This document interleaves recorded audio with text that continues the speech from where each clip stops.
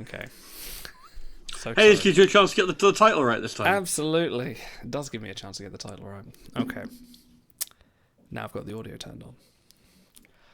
Welcome everyone to this week's episode of Strange New World Review. Lift Us Up Where Suffering Cannot Reach Us, or something like that. A very long-winded title, much in the vein of TOS and Discovery episodes. And a slightly different one, and more a morality play than what we're previously used to with Strange New Worlds. Bear in mind, we're only 6 episodes in. Very straightforward episode. Very much tell, don't show, as it was said. Guys, what did you think sort of overall? It's a bummer, man. It harshed my mellow. It's a downer, isn't it? Yeah, it's not a fun episode.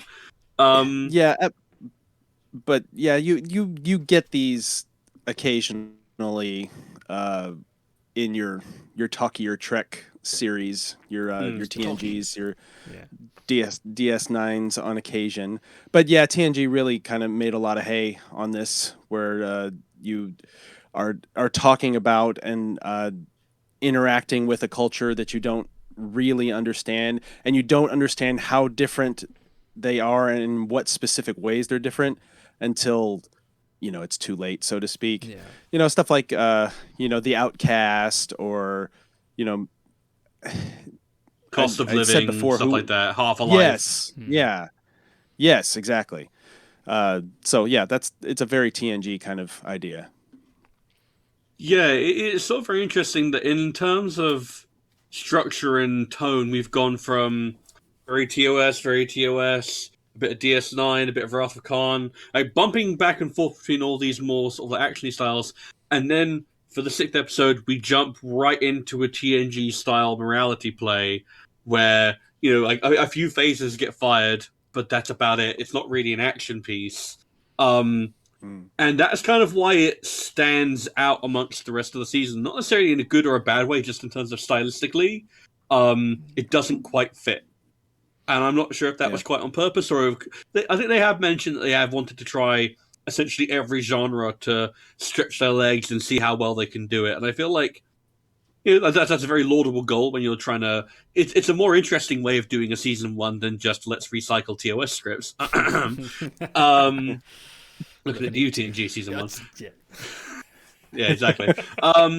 That being said, I think this is one of those episodes that, much like Cost of Living or Half a Life, it's not one I'm probably going to come back to religiously.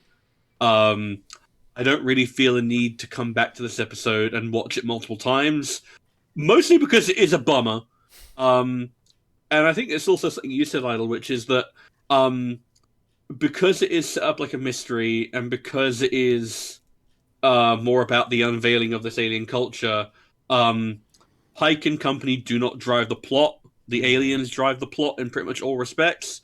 And so there's this lack of forward momentum, and all the characters that we're attached to don't really have a stake in what's happening. It's a case of there's an emotional stake because you care about the kid, because what happens is tragic and awful, and they do it justice.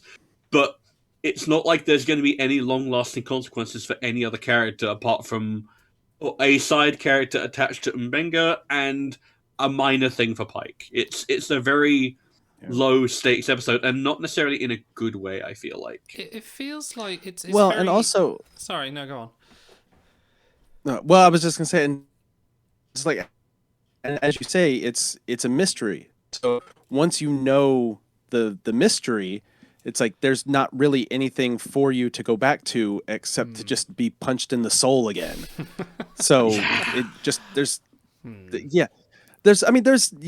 little seeds of things that presumably are going to pay off later on with Mbenga and maybe Pike, but it's almost like you don't need to watch episode 1 of the Star Wars prequels again. Once you know the little bits of the story that are relevant, you can kind of carry this. It's like you don't need the prologue. You can just get to the meat of the story that actually applies to the characters that you're following.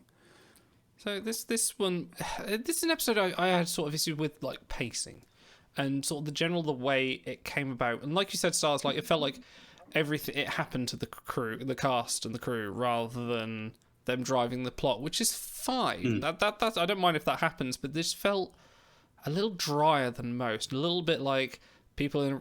We say that about TNG, but I feel that like this felt a little bit sort of lacking from something that TNG had in that regards. And like there were people talking in a room about something, and then there were people talking in a room about something, and then Pike goes down to the planet talking about something, and they don't nothing. I don't know. I can't quite put my finger on why it didn't grab me in the way that sometimes, let's say, TNG episodes that did the same thing would do. Well, it's also kind of a little.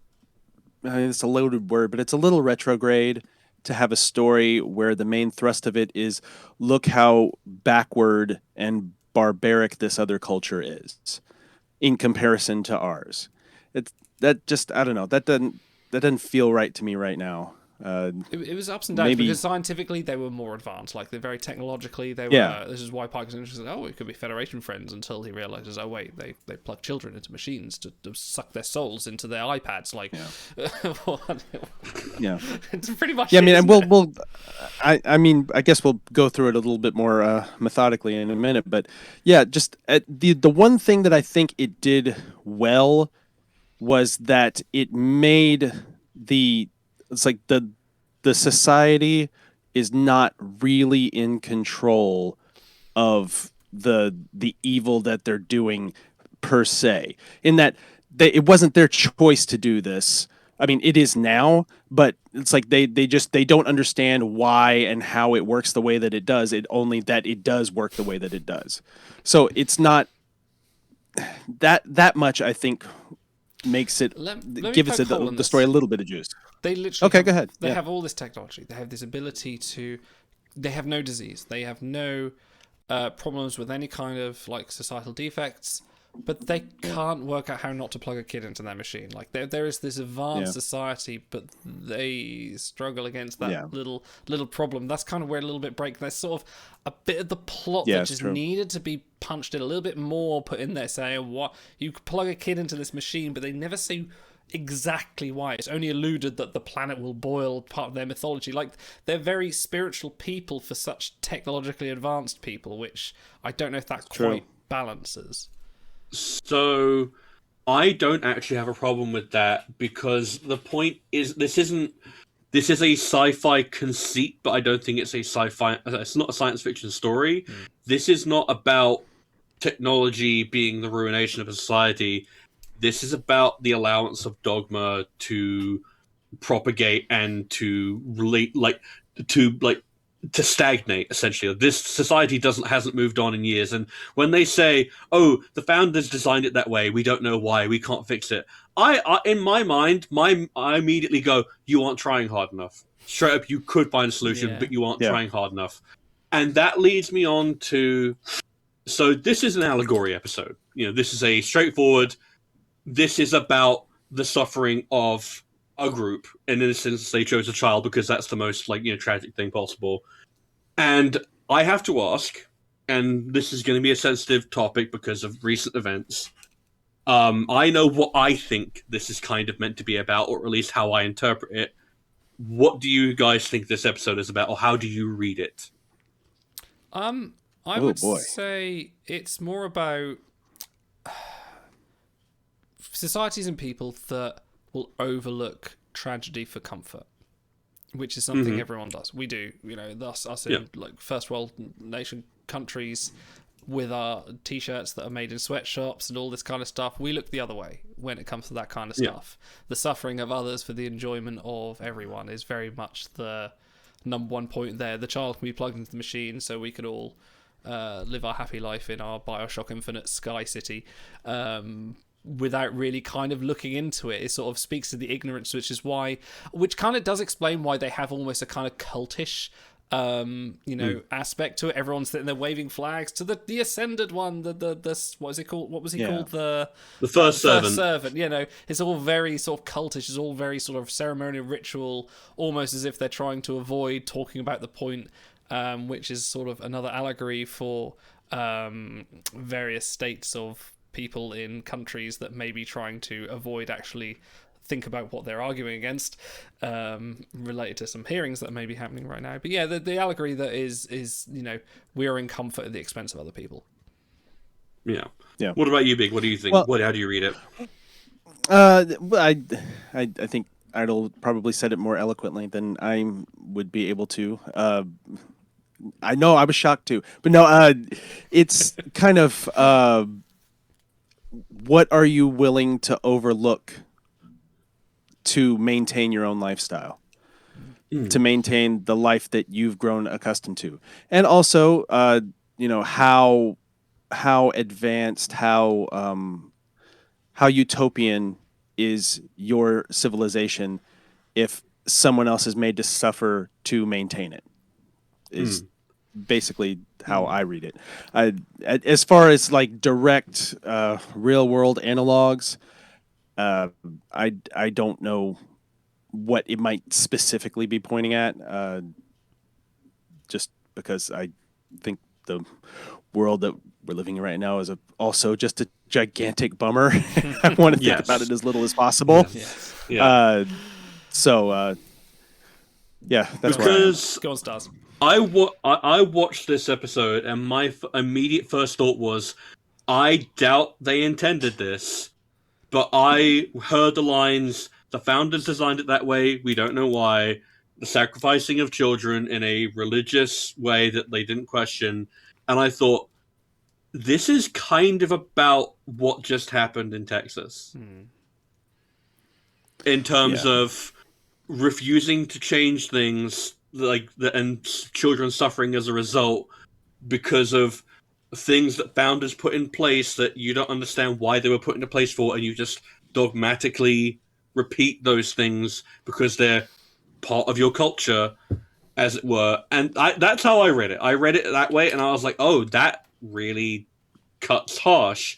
And I'm not sure if... I very much doubt that was intentional, because I'm sure with the filming of this thing, it could the timing of it would definitely not work. Yeah, but that's the thing, is that it didn't have to be any specific one thing, because there's something that lined up to whenever the writing of this episode was, to whenever the production of this episode started, within a week, one way or the other, in the country that I live, you would have found something that it would have matched along with. If you have an episode that is an open metaphor, you can jam something in there. Like it's a wide open sort of parallel for lots of people to put things into.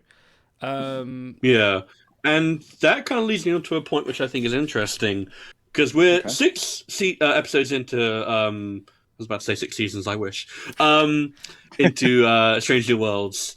And so far, we've gone rubber forehead alien, a lot more alien design with the Shepherds, really alien with the Illyrians, the Gorn who we don't even see, and then there's like a kind of no aliens in like Spock and Spock, unless you count the Rongovians, who are kind of more rubber foreheady, but they're still a bit more alien. Yeah. And then we come here, and these are even more rubber forehead alien than the Kylians, because they're like, it's just a little bit of makeup here. Like, this is a few steps beyond the Bajoran makeup, and I'm finding it really interesting that they are leaning hard into the fact that if you want to highlight flaws in human society, you don't do it with a big quadrupedal lizard alien. You do it with the rubber foreheads, because that is looking at your culture, as it were. And I find that that's a good way to do it. I think that's a good way to intentionally say, we are addressing something about humanity here. I mean, that is the seed of Star Trek, really. It's addressing different aspects of humanity with very sort of, it's what the Ferengi, Ferengi are there for capitalism, the Cardassians are there for imperialism, like the Klingons are there for the barbarianism. Every alien in Star Trek is a different facet of humanity expanded in retrograde. It's you were talking about you keep saying founders, and I keep thinking, well, hang on, this is a culture that's led by an alien technology. Are we seeing some subvariant of the Vorta here? Could there be a shapeshifter on the other side of this in the wrong quadrant, maybe? We serve the founder. Someone's going to come out with some Ketracel White and get fucking high in a minute. All right, let's move on to sort of actual things in the episode itself. the Mbenga plot was something that wasn't quite. I was surprised that it came up quite so soon after, with his daughter sort of being trapped in the transporter loop and coming out and having a nice little development there. Yeah. I still find that whole her being in the transporter loop and just coming out for bedtime stories a little bit weird, because she's not conscious behind there, is she? She just sort of basically reviving, going, oh, bedtime story, and then going, everything goes white for a minute and then comes back, oh, another bedtime story. Like, that's fine for Mbenga, but it's a bit, well, plus the idea thing. So, and he reveals that he has the transport timer so as not to be disrupted. Does that mean that the beam in and beam out are both on a timer, or when he decides to rematerialize her, then the timer starts? I would assume it's both, because he mentions that there is a specific amount of time that you can keep a pattern in the buffer before it starts to degrade. So I'd imagine he'd be ultra careful and set 10 minutes before the pattern is about to behave, it has to do that. That's how I'd assume it works. What if he gets tied up with a patient or something when the time goes around to that? It's like, does she just beam into the chair? It's like, oh, okay. Did Harry make it to Hogwarts? Guess I'm here for 2 minutes. Danny! and then she's gone again. So No, you know what? So I want to imagine that means that every now and then we're going to look in the background of Strange New Worlds, and you're going to hear a transporter whine go off. That'd be so good. Rakita's get off of the chair, walk over to the fridge, get a chocolate milk, drink it, walk around for a bit, and then get transported back up, and no one's going to say Sam anything, Kirk and on no the one way, knows. and then get out again.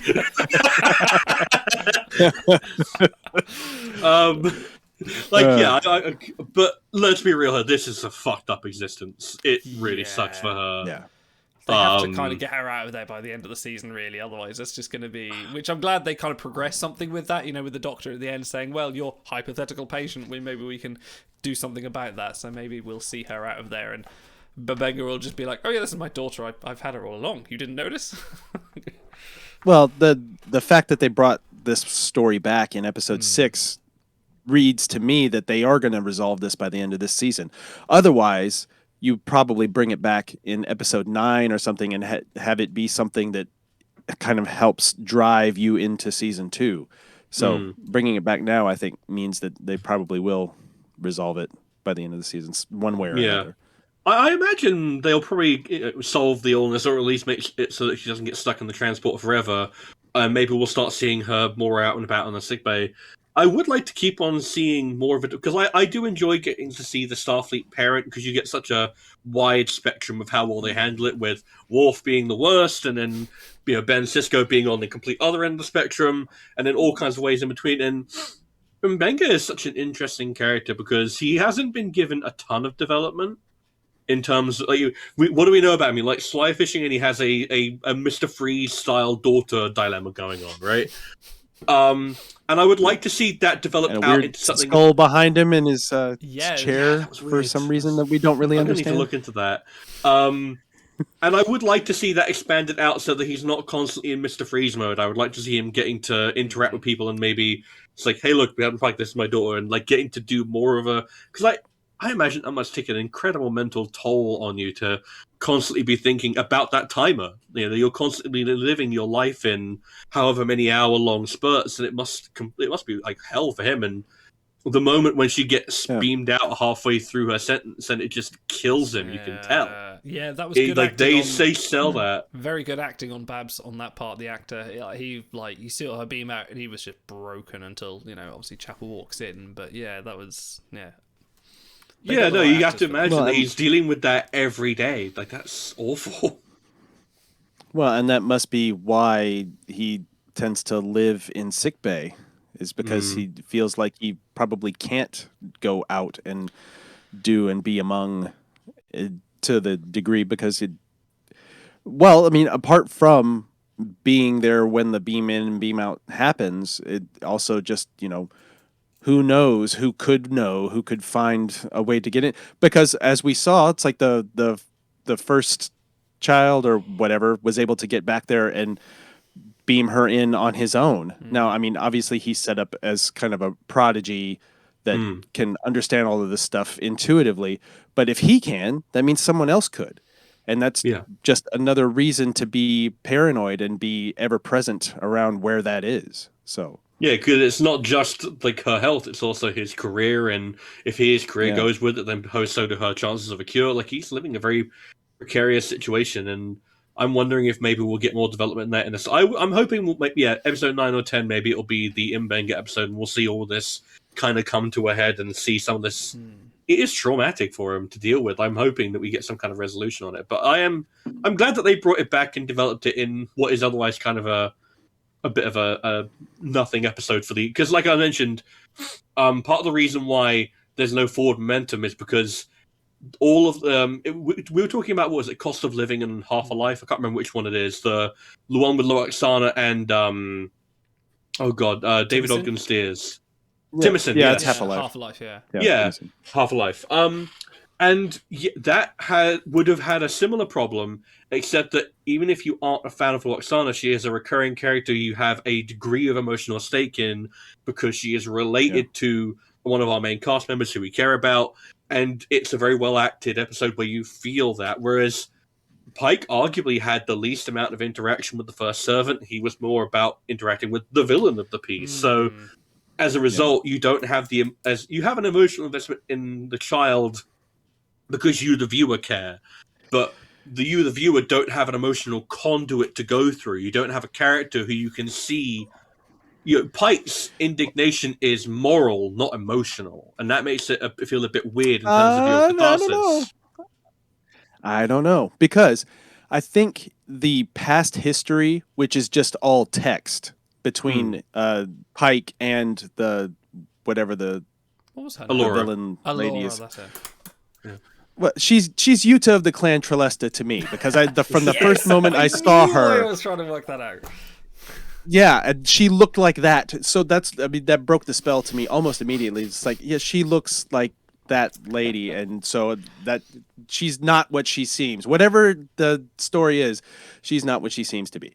But anyway, that past history is supposed to be an investment, and you either buy it or you don't. It never has the chance to really sink in with a viewer. And I think that part of his horror and revulsion is supposed to read like, you aren't who I thought you were, along with just the society at large being horrific on its own terms. So. Yeah, I feel like that might be part of the reason why there's a bit of a mishmash in terms of like the reaction, because you're probably right. There is an element of, oh god, I stuck my dick in crazy, but that is.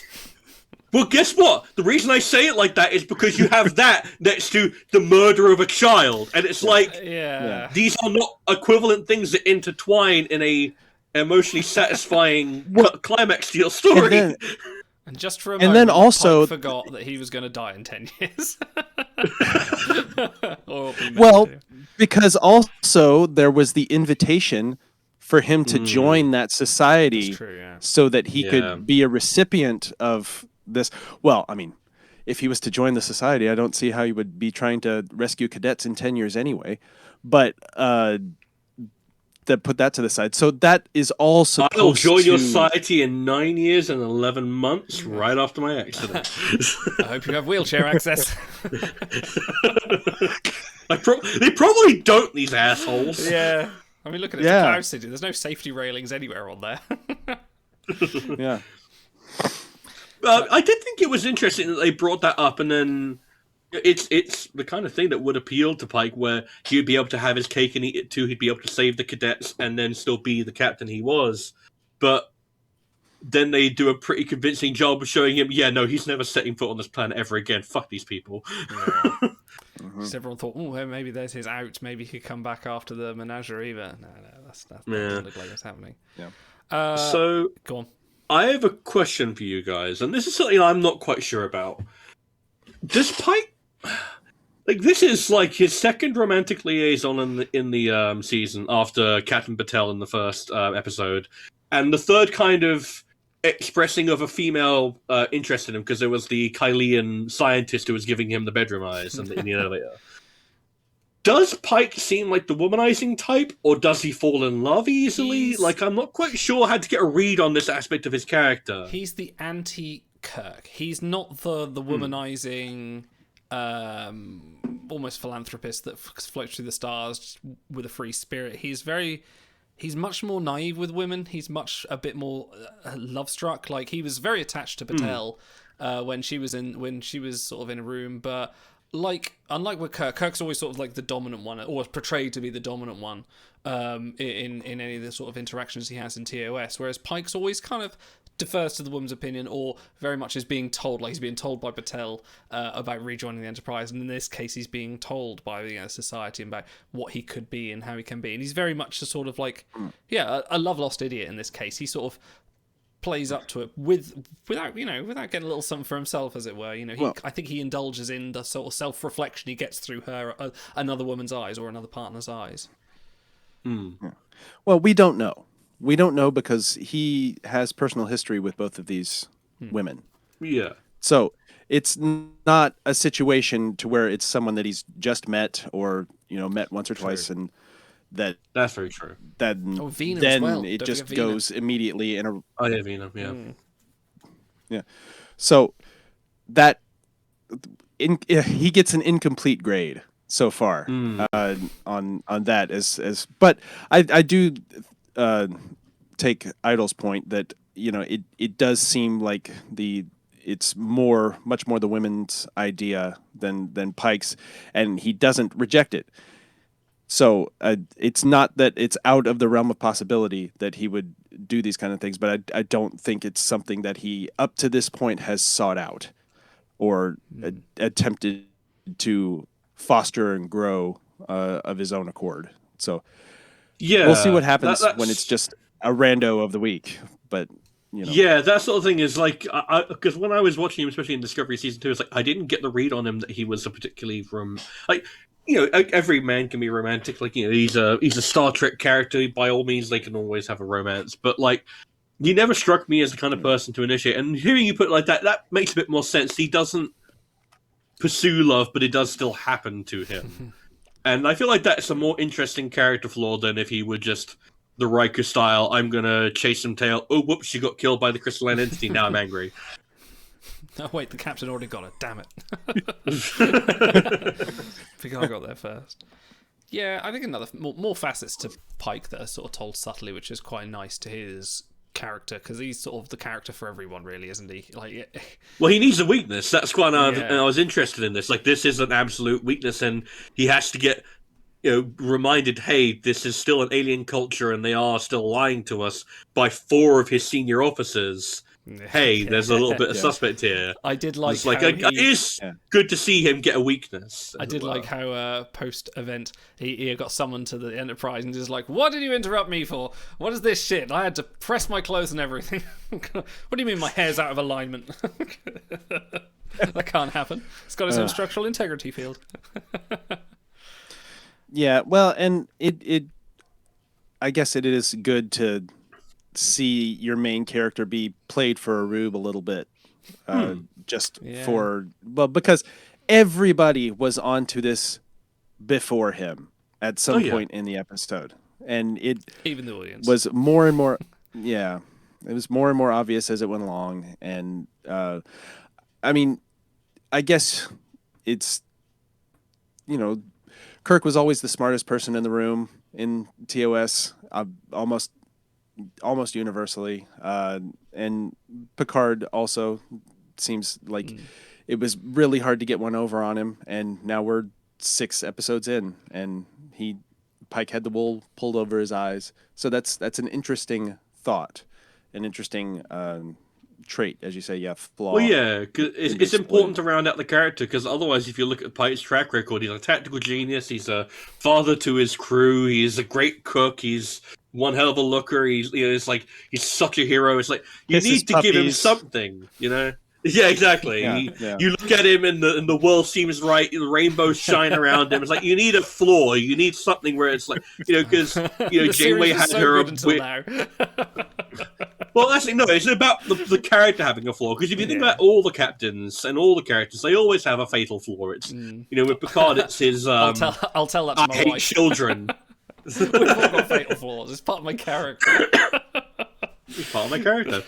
With Picard, it was his stodginess and his removal from his crew. With Sisko, it was his layers of anger and his with Eddington, you see that a lot, and then with Janeway, it's Starfleet principles and how strongly can I hold on to quick them? we can break them. Yeah. Yeah, pretty much. And then with Archer, it's like everything. But it's for a well-constructed character, you need a flaw, and it's like it was an interesting way to see the go through that. Now, do you know who doesn't have a flaw? Sam Kirk has no flaws. I am happy to see him he's every a bit week. eager to touch artifacts. He really shouldn't, but yeah, I That's did not like a his flaw. brief scene. That's a feature. Again, it's another anti-Kirk, isn't it? It's like he's just like this suave, really handsome kind of like just talking, chilling out with everyone, making an appropriate joke, and then wandering off and just like playing the defensive as like I just hate conflict and just wanders off. It's just nice to see him pop up and go. I quite like Sam Kirk now. I'm really happy he's here. I was really worried we weren't going to get any more of him because it had been like 4 episodes without him, and then it's like thank God he's here. It's like the mustache has returned to the screen, and it's such an.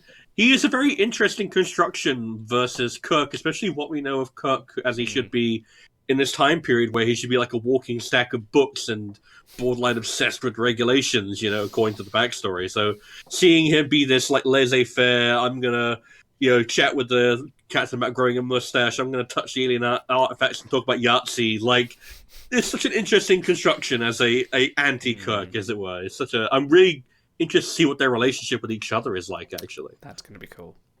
That's kind of why I'm glad they brought him on, because that inevitable Kirk appearance, which, season 2, it's going to happen. We know it's happening. But yeah, seeing actually him interacting with his brother is probably going to be worth the, ticket of entry, isn't it? Yeah. In a related note, because he's interacting with Uhura, so let's talk about Uhura and La'an's little C plot, which, again, quite remarkable how they tied everyone's plots into the story. Even Spock, who had pretty much a couple of lines, came in and was an important overall to the plot. But I really appreciate this series about how they're bringing Uhura in to be the kind of proxy for other characters. Like for Hemmer, she was there to sort of be on rotation to sort of give a bit more expanse to his character. For this episode, she was on with La'an to show that La'an's a bit of a hard ass, a bit of a weirdo with like her made up her little book of like Leffler's laws or of security protocols, as it were. But actually, you do see a compassionate side to La'an where she gives Uhura the bit of leeway and compliments her, and but it's using through the eyes of a cadet to sort of show these different facets to different characters. Yeah, it's interesting. I didn't anticipate coming in that Uhura was going to be, for as much as anyone is, kind of the audience proxy. It's like, yes, she has her own story and all that, but she is also let's show you how we do things around here character, so you understand things on a deeper level. One thing that I was really going to be upset about with the Leffler's laws, where it came to La'an, is they do that hack writer thing at the beginning where there's a list of things. It's like, well, watch out for number 7, and then they never tell you what number 7 is. But this time they actually did. Yeah. So they did pay that back off, because that just drives me crazy, where you're teasing depth that you don't actually intend to pay off. But this time they did pay it off. So they've been good about paying that off between this and Enterprise Bingo. It's like they know to follow the punchline through. And it's really interesting Chekhov's that checklist. He's going to turn up at some point. You know he is. Oh, We're going to get a cadet Tiny Chekhov. Can you imagine? Cadet. Yeah, no, he'll be the weediest little child. It's really interesting, especially because if you think of it in terms of a structural device, if this was your first Star Trek series, if you jumped into Star Trek and like, where do I start? Strange New Worlds. If you don't know jack about how a Starfleet ship works, you just got on a crash course in how engineering officers work, in how security officers work, and why they're important and what they do. It's like I'm sure we're going to get a rotation in sickbay. We're going to get a rotation on Lacan, and we're going to get an idea of if this was your first series, suddenly you know exactly what all of these different departments are and why they're important, as opposed to that person wears blue, they're a nerd. You know, it's like so like they put. It's just a good way of setting up. It's a good season 1 craft work. Yeah. But they put her on the tactical immediately, like, oh yeah, just fire some phasers. And she's like, oh, hand slipped, I blew them up. Like, that was brutal. No one even blinked. They went, cadets. That's just their problem. Like, the ship is spiraling into the planet. The crew in no fit state to do anything. Just like this brutal phaser blast. And they're all just like, yeah, we'll pick up the wreckage when it hits the ground. It'll be fine.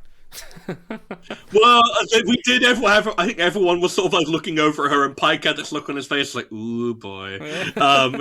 And I felt really bad for it because, like, they do actually a really good job of doing something that this is a reflection of a higher budget, and they could never have done it in TNG, where they tell you, oh, it's trying to break out through the tractor beam, and you actually get to see the CGI model react and pull and look like it's struggling in the tractor beam. Yeah, you see it just before. Yeah. Yeah, no, you don't just have a ship shaking, a console going bleep. Yeah. And just like Uhura says, you can actually see the cruiser doing these wavering, erratic movements, and then she hits it with that direct phaser blast, and it's like, yeah, that kind of wasn't her fault, even though everyone gives her the look. Also, I want to give props to the sound. Yeah, actually. I want to give props to the sound designer, because the sound when the phasers blow that ship up are like, I shouldn't be reveling in this, but it's such a lovely sound, so well constructed. Well, speaking of budget, are they borrowing all this stuff from the makeup budget? Because we haven't seen Hemmer in 3 episodes that's now? That's the point. Yeah, there's no Hemmer. That's real sad. Yeah. I need to get like a whole Hemmer episode coming up. Gotta be. Yeah. We really do. Yeah. Because it's at least 2 episodes he's not been in at all. Yeah. Yeah. So Hemmer? Don't really have much to say about that other than need the search for Hemmer. Yeah. I think we're kind of wrapping things up here. Look, final thoughts and like ratings on this, guys. What would you give this out of 10? Hang on, Idle. You have to do it the way I've been doing it the past few episodes. It's please. Like how many nightmare fuel child corpses? All right, well I'll leave that to you. Yeah, go on. You give us our allegory. Yeah, how many nightmare fuel child corpses is this? For me, this is a 6. Sorry. Interesting. This is a 6 for me. Lowest rating of the season so far. Yeah, I would be inclined to maybe even go lower. I would probably give it a 5. Just because, I mean, it's perfectly well done for what it is. And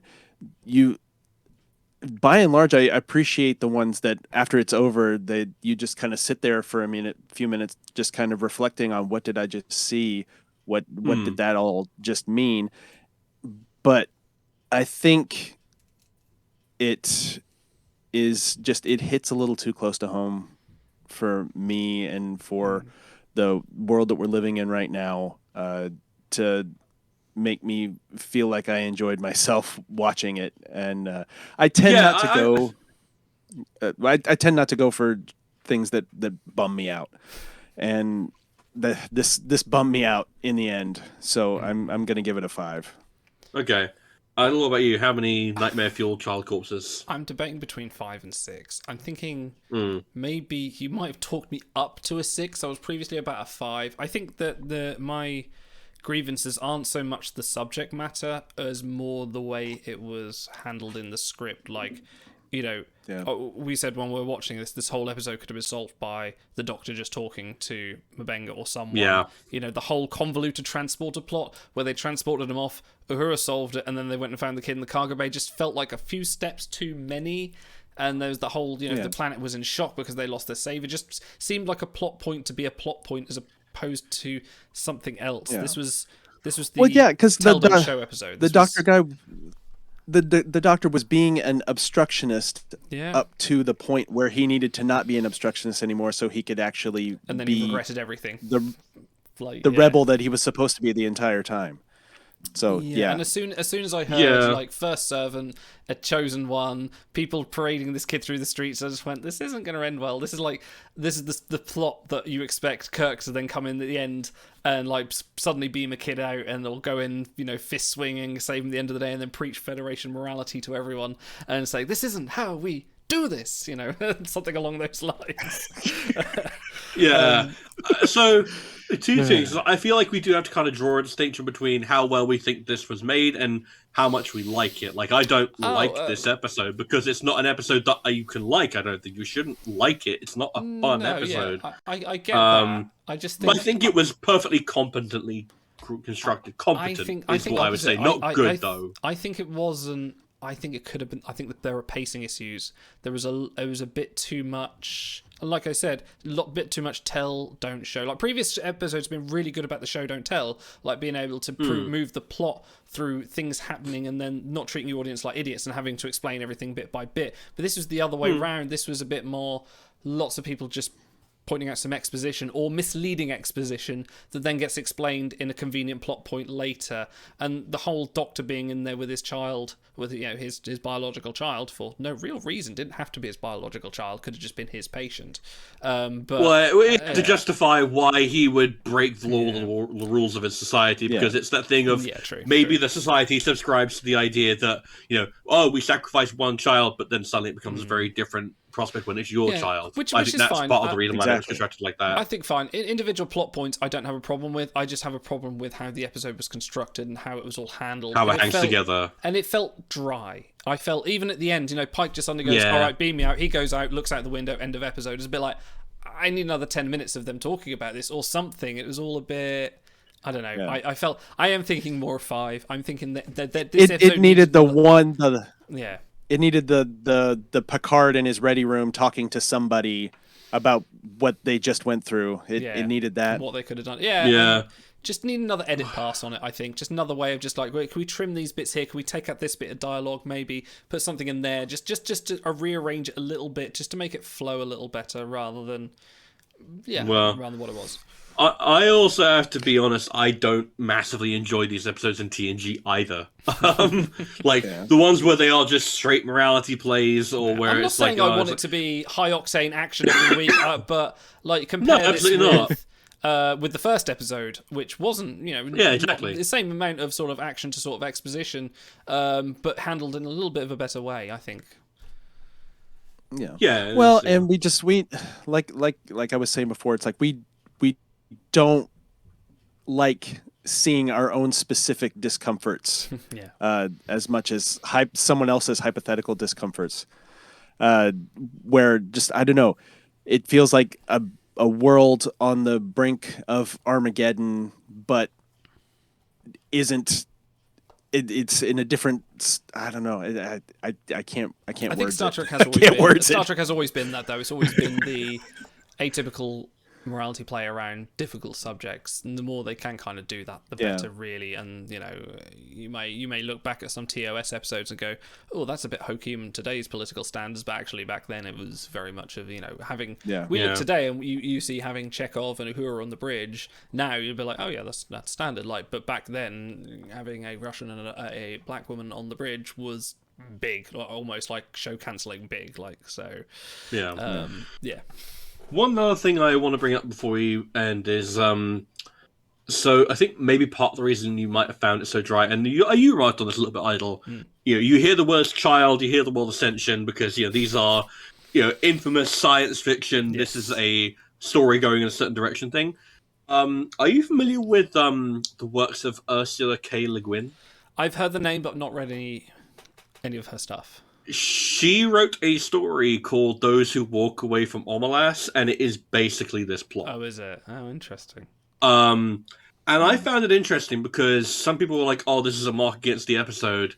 And even though I did massively enjoy this episode, I'm like, this is one of those instances where, maybe this story that existed since the 70s is old hat to you, but when someone gets it told back to them for the first time in a different format, it's a very different prospect. True. It's the problem with this episode was not necessarily that it was cribbed from a story from the 70s. It was construction points and stuff like that. I think I think the actual point of the episode got across, and it made me feel the things it wanted me to feel.